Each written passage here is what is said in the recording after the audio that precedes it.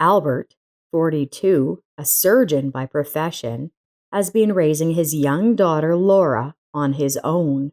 The girl had recently turned 5. She was going to go to school in the fall and was looking forward to this event with trepidation. Laura was an adopted daughter, but for Albert, she was the dearest in the world. Adopting a child was a conscious decision for him. Albert never once regretted that decision during the entire 5 years. He loved Laura and was committed to giving her the best he could to raise her to be a good person. Laura was the greatest joy in Albert's life. His daughter helped him take his mind off his tragedy that happened to his wife Frida. He planned that he and Frida and Laura would live a long and happy life together. But fate decided otherwise. The couple had not been able to have a child for a long time, but they were not going to give up. Albert and Frida lived together for 4 happy years in love and understanding, even though they had no children. They decided to adopt a small child, and Laura became their daughter when she was only a few days old. However, the family idyll did not continue for long. Frida could not fully enjoy the role of a mother, as she died in a terrible car accident when the baby was very young.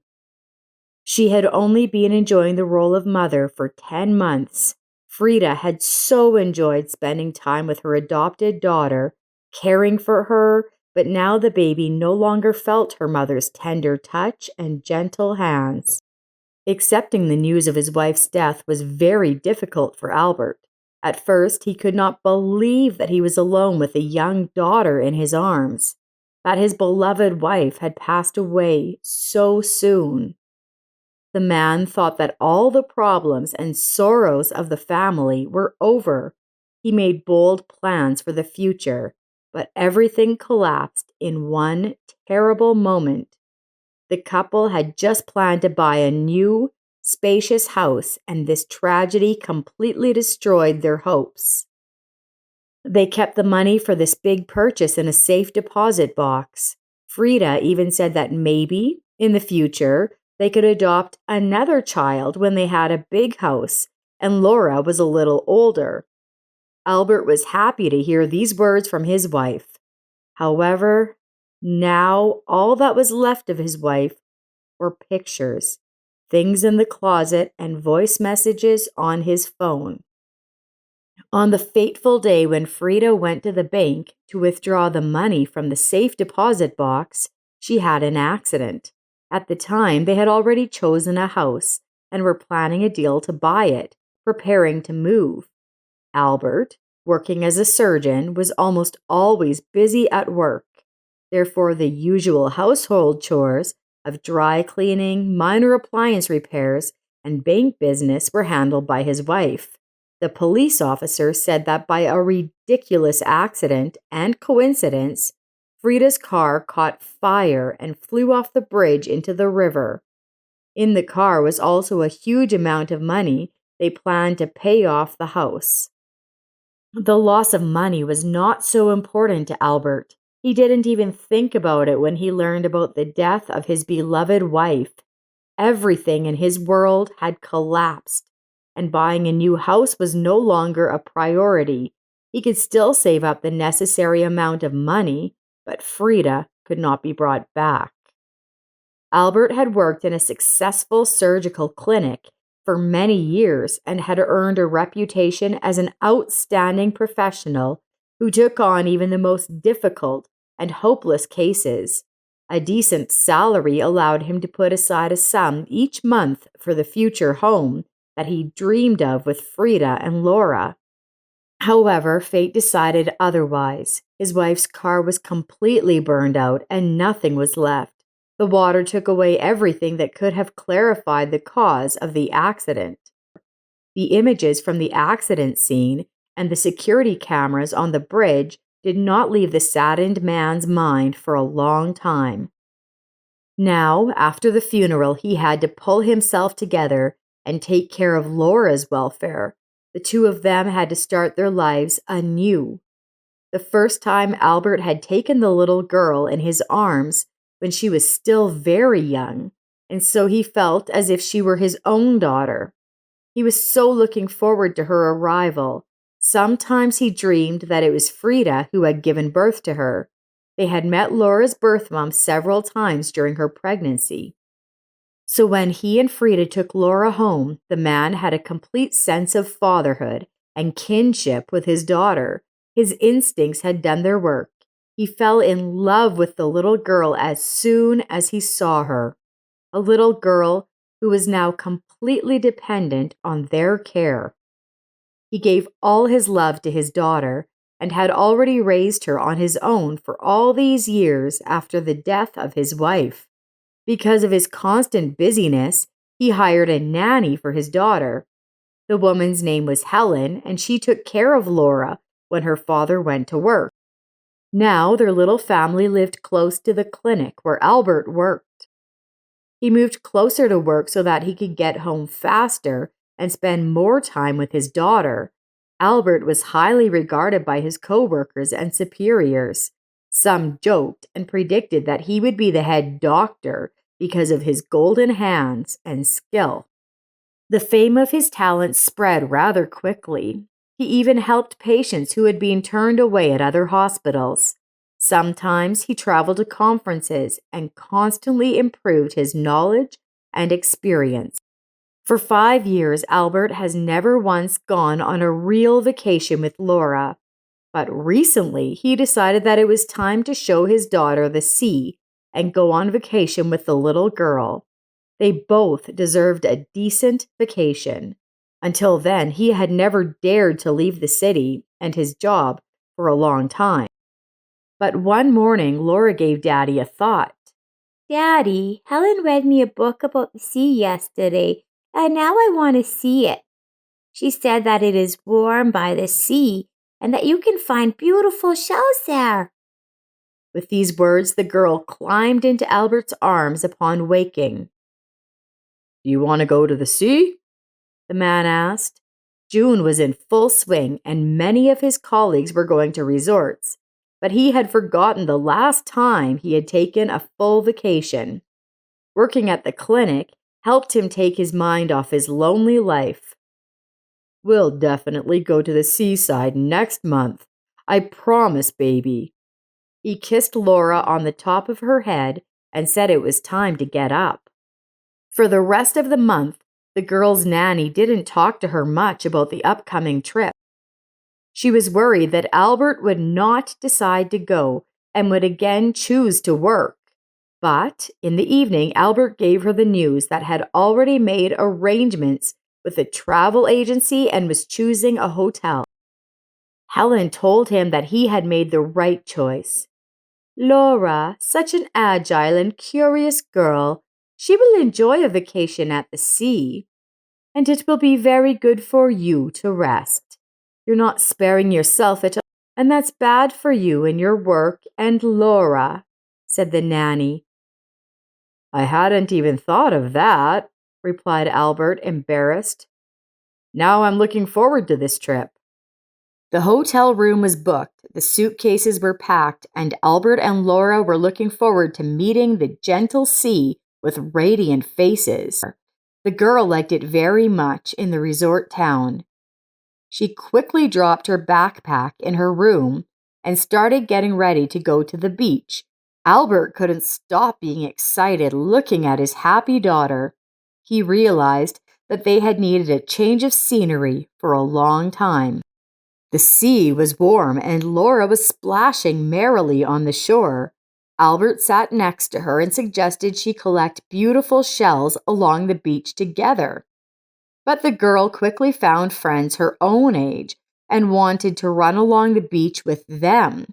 Albert let his daughter enjoy herself and do what she wanted, watching over her from his chaise lounge. After a while, the girl ran excitedly to her father. What's wrong, honey? Are you tired? Do you want to go to the room? Albert asked. No, I'm fine, Daddy. I just saw a woman. She looks a lot like the woman in that picture by your bed. Laura hurried to tell him. It can't be, are you sure? the man asked, shocked. Yes, Dad. That photo is in a beautiful frame. It's definitely her. My friends and I ran right by her lounger as she was drinking juice, and I got a look at her. I'm definitely not confusing anything. And who is this woman? Laura insisted without giving up. Albert could not believe the child's words because the photo was a picture of his dead wife. He could not gather the strength to tell his daughter the truth, and he did not know if he should. Albert didn't know what he should do. Laura insisted that she saw her mother nearby on a chase lounge and invited her father to see her for himself. Standing up from his seat, Albert went to the woman Laura was pointing to. It was indeed Frida, alive, unharmed, with a beautiful tan and long hair, just like before.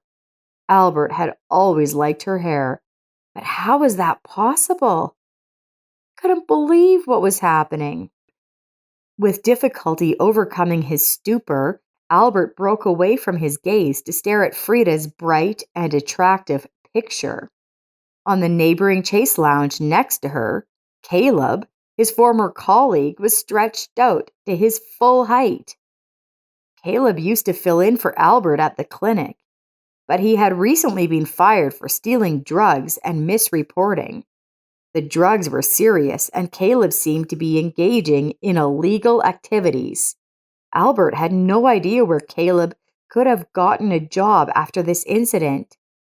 Daddy, are you sick? Laura shook him by the arm, getting his attention. It's her. It's that woman now. Do you believe me? She said. No, honey, it's not her. They look very much alike. That's why I'm so surprised. The resemblance is striking, but the woman in the photo is much shorter in stature, replied Albert. Don't worry, honey. You did the right thing. It was good of you to show me that woman. I'm very grateful to you. The man sat down and kissed his daughter.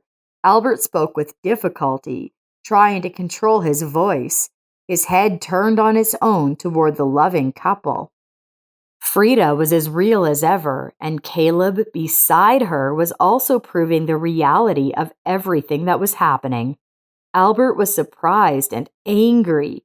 He knew what it meant, but he didn't want to admit it, and he searched for hidden meanings, made theories. Albert waited for Frida and Caleb to start packing.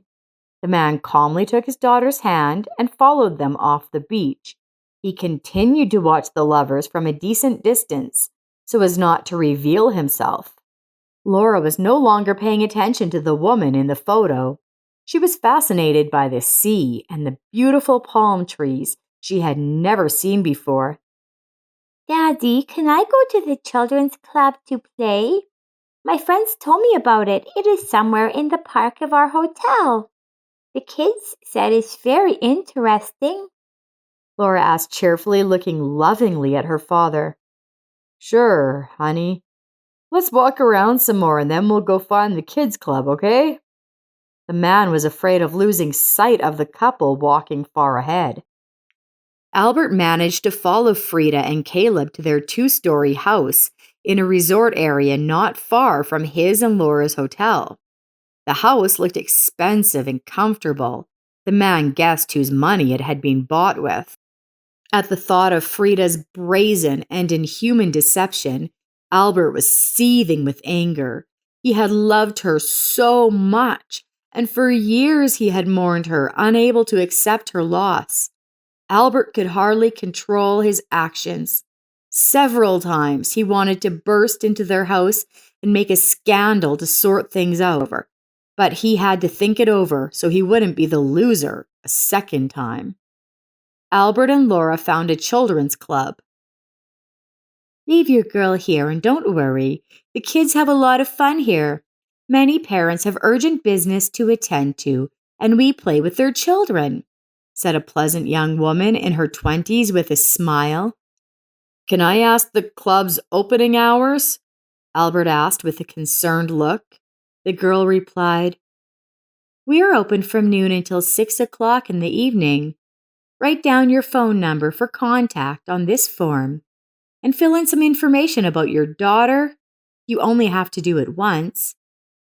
Albert didn't even expect things to work out so well.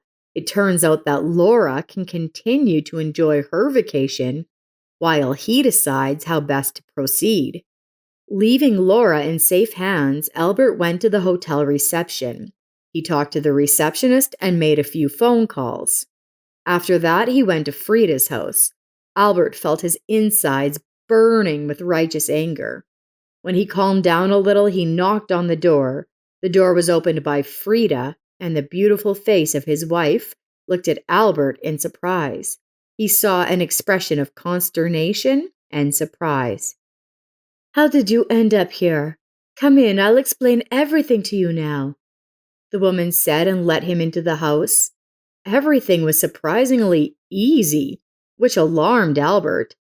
They walked into the spacious and tastefully furnished living room. "Have a seat. I'll get you a coffee with 1 spoonful of sugar, just the way you like it," Frida said with a smile and disappeared into the hallway. Albert began to look around, examining every detail of the interior. He saw many pictures of his wife cuddling with Caleb. He wanted to smash them, smash everything, make a scene. Suddenly, he heard a noise from behind him and turned around. Caleb was standing in front of him, swinging a baseball bat. Albert ducked just in time, and the blow hit the back of the chair he was sitting in. "Found us, after all," Caleb hissed. "I dreamed of seeing your face when you found out about everything. The perfect surgeon with the perfect wife. As you can see, your marriage wasn't so perfect." He laughed, and Albert had such anger awakened that he lunged at the man without fear of being hit back. They began to wrestle. When Frida ran into the room, she tried to hold her ex-spouse down by hanging on to him from behind. At that moment, the door of the house was kicked open by police officers. The accomplices froze in shock and put their hands in the air. "I regret nothing," Frida screamed hysterically. "Albert, I never loved you. You're nothing compared to Caleb. He's a real man, and you're only in love with your job. With him, I felt like I was living for real," Frida shouted. "Now you're going to feel what life is really like in prison." Albert said goodbye as the lovers were led out of the house.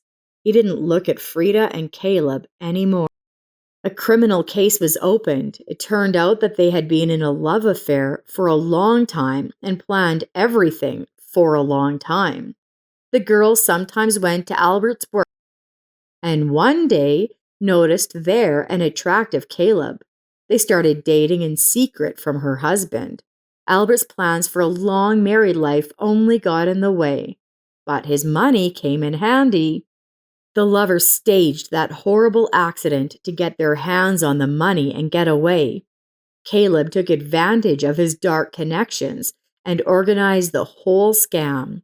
Frida and her lover went to a resort town and bought their dream house. The woman never wanted children, so she happily avoided motherhood. There they enjoyed their carefree life until chance brought them together with Albert. After the trial, when Frida and Caleb received a fair punishment, Albert was able to move on. He continued to do his favorite work at the clinic and brought up Laura. The girl was satisfied with the trip and dreamed of seeing the sea again.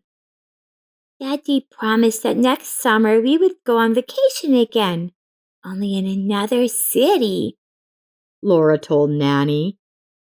Albert felt great love for his daughter and realized that he had everything he needed for life.